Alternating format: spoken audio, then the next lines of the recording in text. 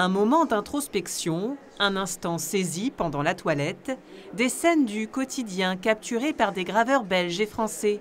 L'intimisme, une manière de voir et d'être au monde, un courant de pensée dont se sont emparées des personnalités comme Victor Hugo ou Charles Baudelaire.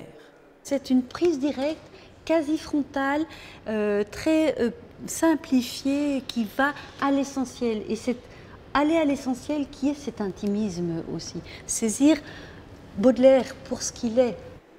À partir de 1850, la société s'industrialise et laisse peu de place à l'individu. La nature, la vie familiale, servent de refuge et de source d'inspiration. Le rapport au travail change.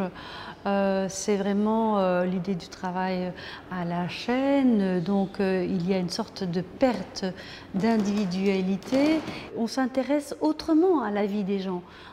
C'est pas pour rien qu'on va commencer à raconter la vie quotidienne de personnalités célèbres plutôt que des faits d'histoire et des faits d'armes.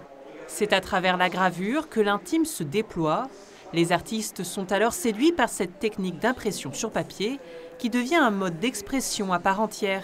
L'amateur d'estampes tient en fait l'estampe dans sa main. Donc il y a déjà un rapport très intime en fait à ce type d'œuvre. C'est une feuille de papier. Donc ici au musée, elles sont forcément encadrées et mises au mur. Mais pour l'amateur d'estampes, en fait, c'est un portefeuille, c'est un tiroir. Les artistes en fait se rendent compte de l'intérêt de l'estampe pour elle-même et ils vont s'emparer de procédés très libres qui sont proches du dessin, du travail du peintre. Une exposition au cœur de nos jardins secrets, dans le seul musée en France consacré entièrement à l'estampe. Une découverte originale pour ce couple de Bretons. C'était l'occasion ici à Gravelines de visiter une telle exposition, chose qu'on ne voit pas ailleurs en fait. Les scènes intimes aussi, de la toilette de Suzanne Valadon. Donc on voit aussi qu'il y a des peintres qui faisaient aussi de la gravure. Intimisme, à découvrir jusqu'au 9 novembre.